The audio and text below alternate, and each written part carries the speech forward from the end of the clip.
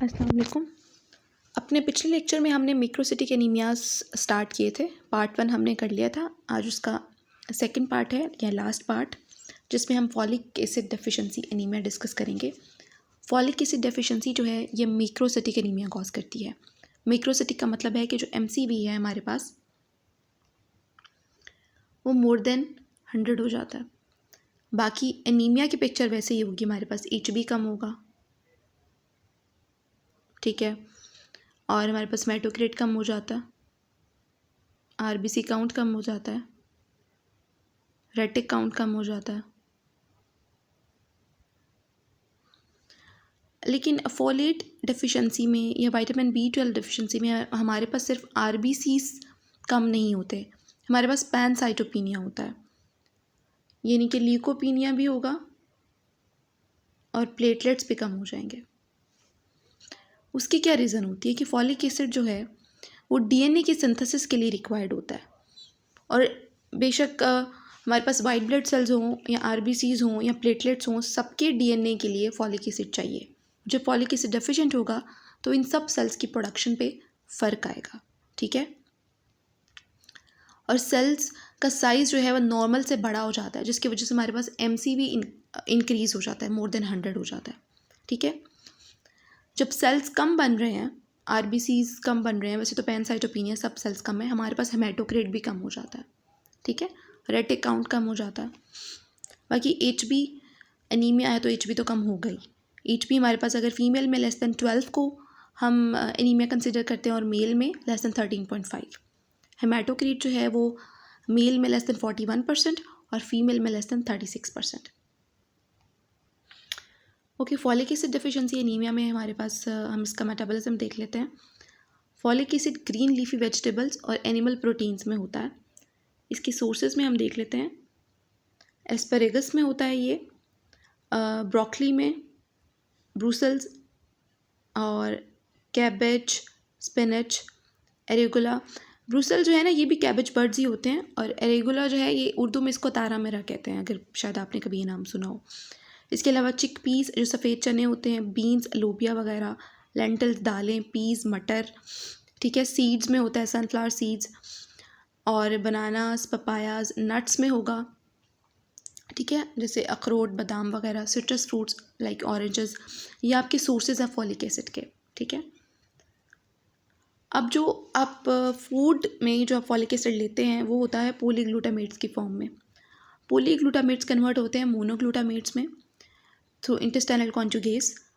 मोनोग्लूटामेट्स reabsorb हो गए जजना में और फिर कन्वर्ट होते हैं मिथाइल टेट्राहाइड्रोफोलेट, यानी कि जो सर्कुलेटिंग फॉर्म होती है ब्लड में वो मिथाइल टेट्राहाइड्रोफोलेट होती है, ठीक है।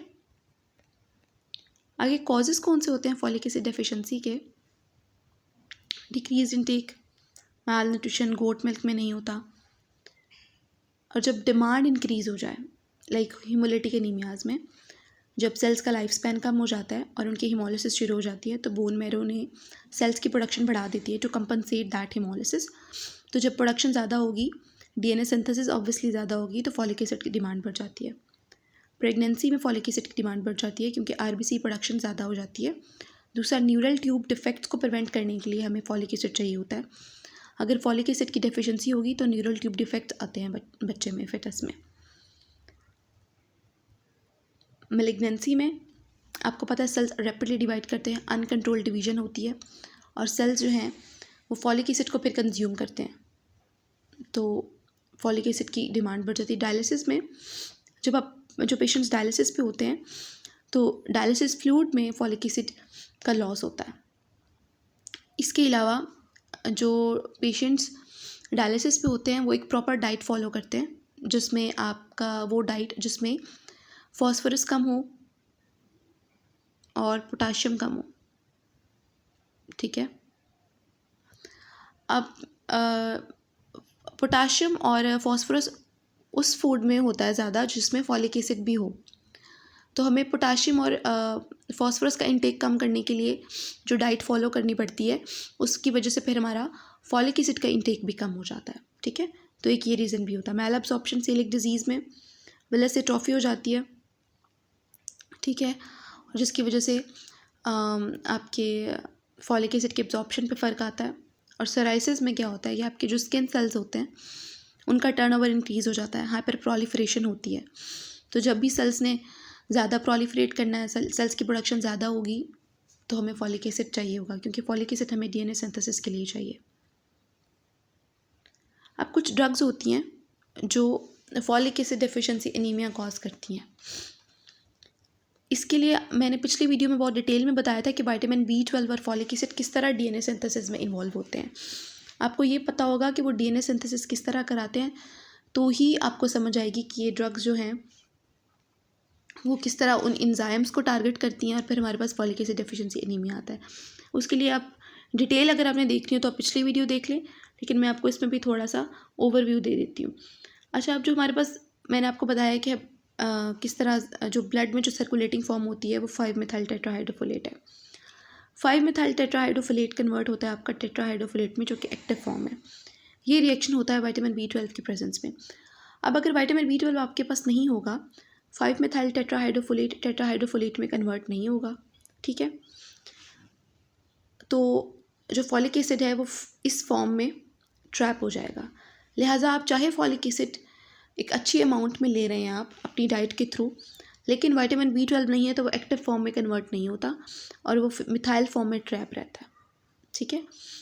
तो आप यूज़ नहीं कर सकते फिर फॉलिक एसिड को विटामिन B12 की डेफिशिएंसी में। एक ये पॉइंट था, मैंने आपको बता दिया।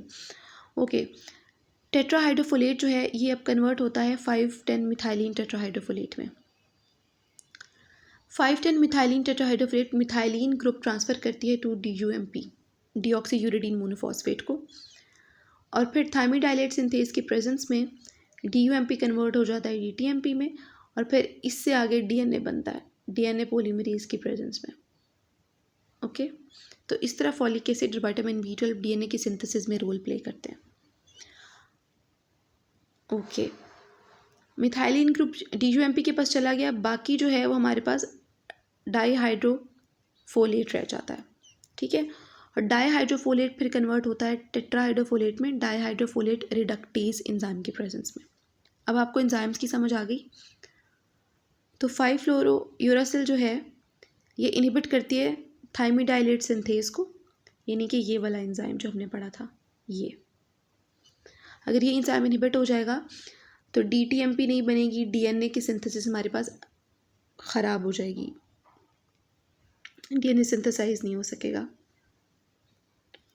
मीथोट्रेक्सेट और ट्राइमेथोप्रिम डाईहाइड्रोफोलेट रिडक्टेज को इनहिबिट करते हैं, यानी कि ये डाईहाइड्रोफोलेट से हमारे पास टेट्राहाइड्रोफोलेट नहीं बनेगा जो कि एक्टिव फॉर्म है, ये वाला एंजाइम इनहिबिट हो जाएगा। तो जब एक्टिव फॉर्म नहीं बनेगी तो ऑब्वियसली अगला सारा प्रोसेस भी डिस्टर्ब हो जाएगा। फेनिटोइन क्या करती है कि इनहिबिट करती है इंटेस्टाइनल कॉन्जुगेज को, यानी कि GI से फॉलिक एसिड की रीअब्जॉर्प्शन नहीं होती। ओके, आई होप मैं क्लियर हूँ। ये सारा कुछ प्रोसेस जो है ना, मैंने बहुत डिटेल में आपको पिछले लेक्चर्स में बताया था।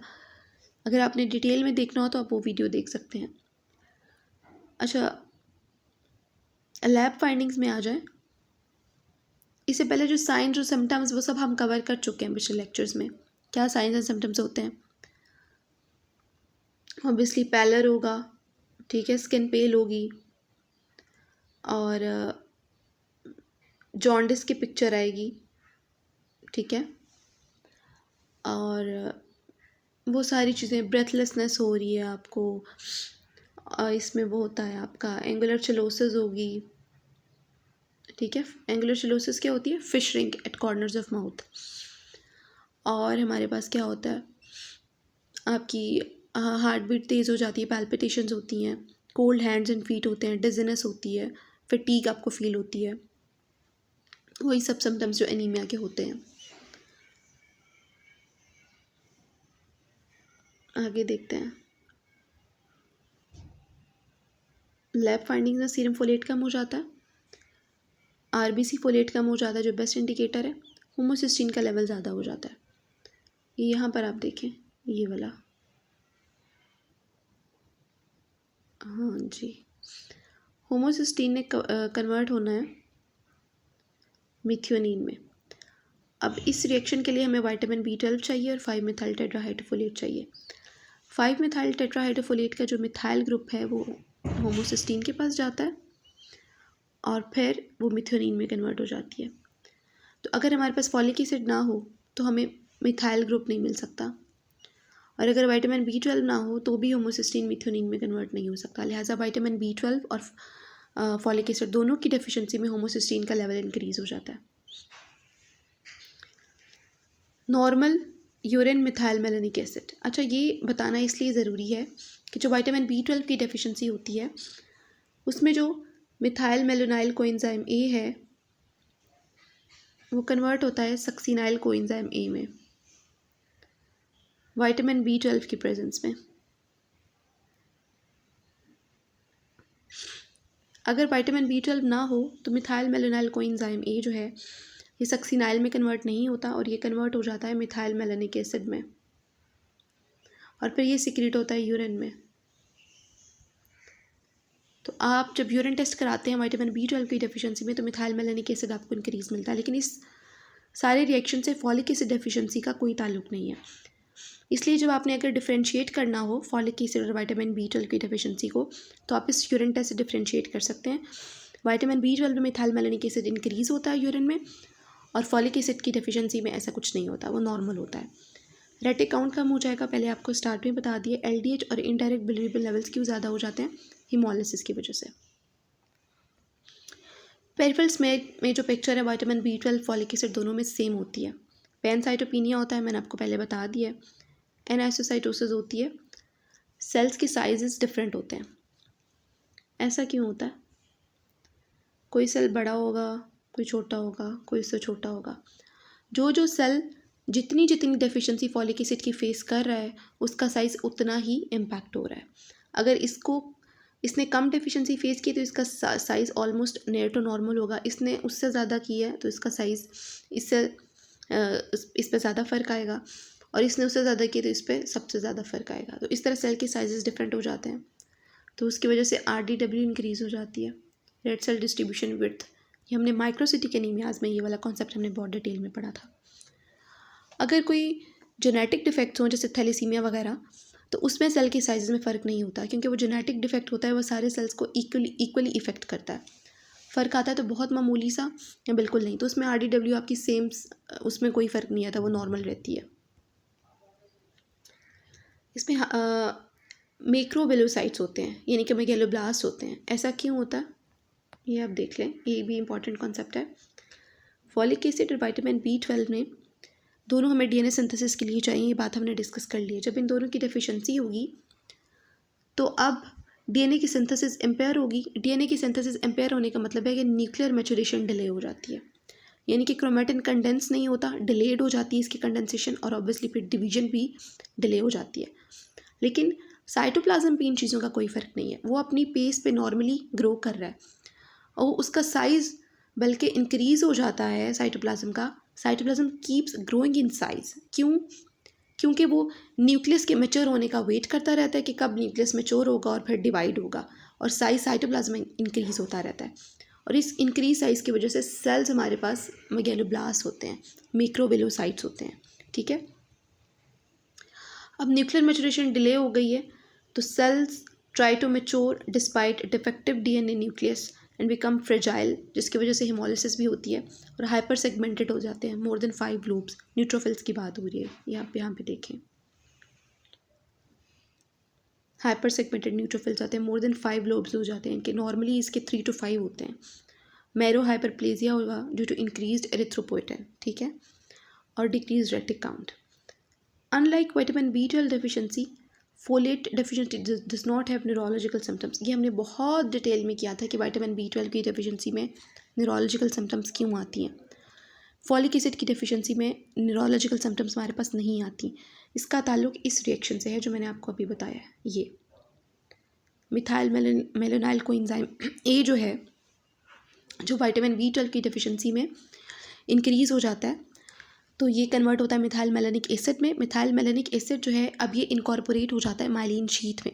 ये एबनॉर्मल फैटी एसिड है जिसको माइलिन शीथ में इनकॉर्पोरेट नहीं होना चाहिए। जब ये माइलिन शीथ में इनकॉर्पोरेट होता है तो माइलिन शीथ डिफेक्टिव हो जाती है, जिससे न्यूरोपैथी डेवलप होती है और हमारे पास न्यूरोलॉजिकल फाइंडिंग्स आते हैं। लेकिन इस रिएक्शन का फॉलिक एसिड के साथ कोई ताल्लुक नहीं है, इसलिए फॉलिक एसिड में कोई न्यूरोलॉजिकल फाइंडिंग्स नहीं आती। ठीक है। अगर आप विटामिन B12 की डेफिशिएंसी को फोलेट के साथ ट्रीट करने की कोशिश करते हैं तो हेमेटोलॉजिकल एब्नॉर्मलिटीज़ तो ठीक हो जाती हैं, क्योंकि अगर विटामिन B12 की डेफिशिएंसी है, फॉलिक एसिड की डेफिशिएंसी नहीं है, लेकिन आप फिर भी फॉलिक एसिड की सप्लीमेंट्स दिए चले जा रहे हैं, तो फॉलिक एसिड जो है वो विटामिन B12 को बाईपास करके डायरेक्टली कन्वर्ट हो जाएगा, डायरेक्टली जो है वो सेल्स में चला जाएगा, एंटर हो जाएगा और DNA की सिंथेसिस में अपना रोल प्ले करेगा।